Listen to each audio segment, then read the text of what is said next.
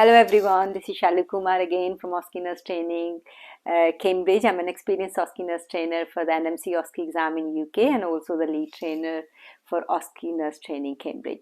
So in today's video, I'm back with another NMC, adult NMC OSCE station for you. And if you like my videos, please press the like button now and subscribe to my channel. So in today's video, we are going to be looking at medication omission codes. Okay, so lots of you have been asking that it can be quite confusing which code to use to omit medication because there are lots of different ones, 10 of them. So let's see if we can answer all your questions in this video and we can revise our omission code. So that's the purpose of today's video. So I'm going to talk you through all the 10 different omission codes and why they are used. Okay, so you're clear what you need to do in your exam.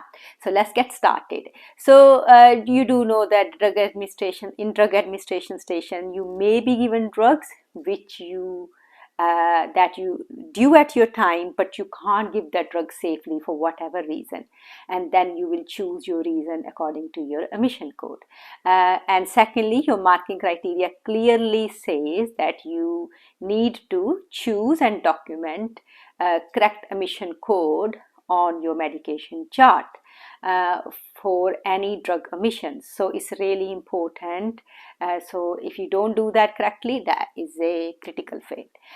Then third thing is there are 10 omission codes. They're given on the drug chart, inside your drug chart. Okay, and normally if you look at the screen, omission codes are on page 3 of the drug chart. Okay. So it's 10 omission code, they're on page 3. They're same whether you have a hospital scenario or your community drug chart, omission codes are the same. So let's look at them one by one. Okay, so let's look at next screen which goes through code 1 and 2. So code 1 and 2. Code is medication unavailable. Inform doctor or pharmacist. Now that's not going to happen in your OSCE exam. If examiner wants you to give those medication which are in your scenario, in your drug chart, they will be available. Okay, so that drug is not going to be unavailable, so you're not going to use code 1.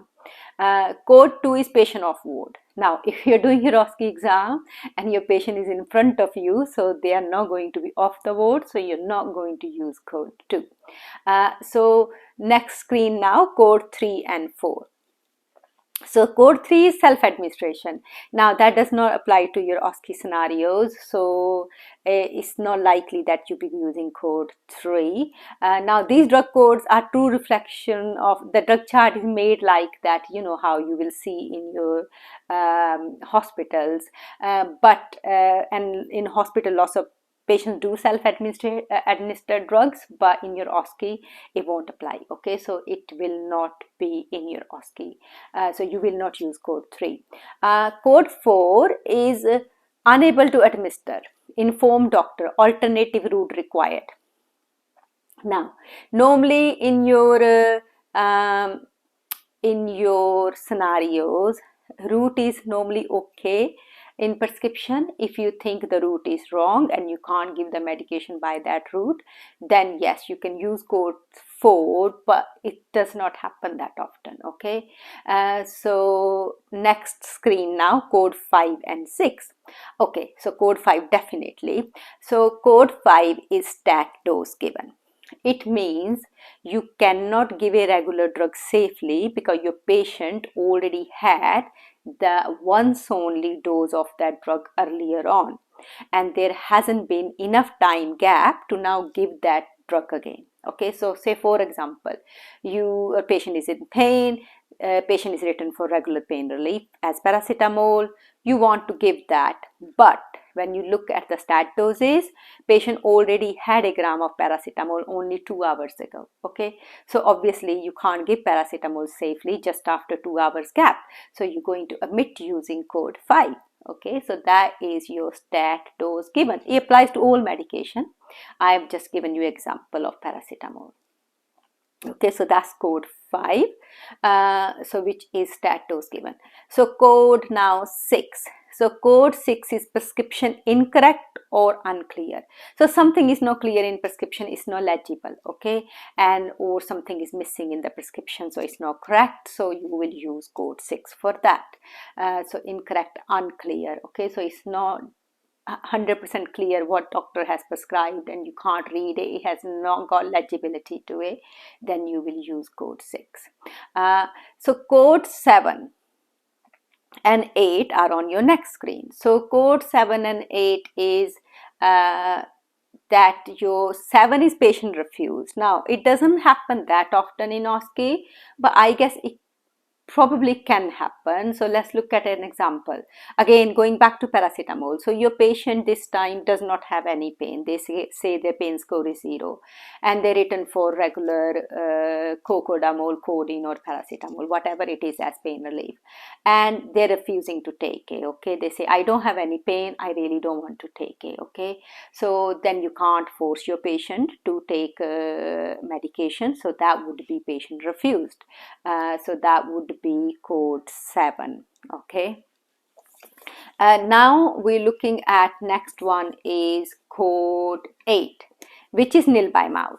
Now that's not going to happen in your exam, okay, because your patient will, because your examiner need to mark you giving drugs, so they're not going to give you a patient scenario where patient is nil by mouth, so that's not going to apply to your OSCE scenarios. Next is code 9 and 10 on your screen. So definitely they are used quite a lot. So code 9 is about low pulse and low blood pressure, okay. So low pulse and low blood pressure. So it's like you're going to give antihypertensive drugs in your exam or diuretics. Of course, you need to know the blood pressure before you give it. So you will ask your examiner, what is the recent blood pressure for my patient reading? And your examiner says, give you a low reading. Of course, if the blood pressure is low, then you can't give that antihypertensive or diuretic, okay? So then you're going to omit that using code 9. Also for the cardiac drugs, so if you were going to give somebody digoxin or any other cardiac drug and you ask the examiner for heart rate and they say it's low, then you're not going to give that drug and you will use code 9 to omit it. Okay, so next one is 10. Now that's interesting one. So 10 is for anything. It says other. Other means you can state in the nursing notes including action taken. So code 10 is for anything else. It means you cannot use code 1 or 9 for that reason. You want to omit the drug because it doesn't fit into code 1 to 9. So you will use code 10. Now the main thing for code 10 is used for is any other clinical reason to omit a drug, like say you come across a drug on the drug chart, is due at your time, and if the patient is allergic to that drug. Okay, so allergies have not been mentioned in any of the other codes, so you can use code 10 for that. Also, say another example for code 10 for another clinical reason is, say you were going to give somebody, is written for regular laxatives, okay, so somebody is written for regular lactulose for constipation, and you need to ask your patient if they open their bowels, how many times, and they tell you they already been 2 to 3 times, then you don't want to give that drug because we don't want to cause loose stool to our patients. So there is a clinical reason, okay, so it's not patient refused, it's a clinical reason. If it's patient refused, then we will use obviously code 7, but it's not, patient is not refusing the drug, we can't safely give it because it will cause loose stools because patient already opened their bowels 3 times, they said. So we're going to omit that using code 10. So that is for any other reason. So code 10 is for any other reason when it doesn't fit into code 1 to 9.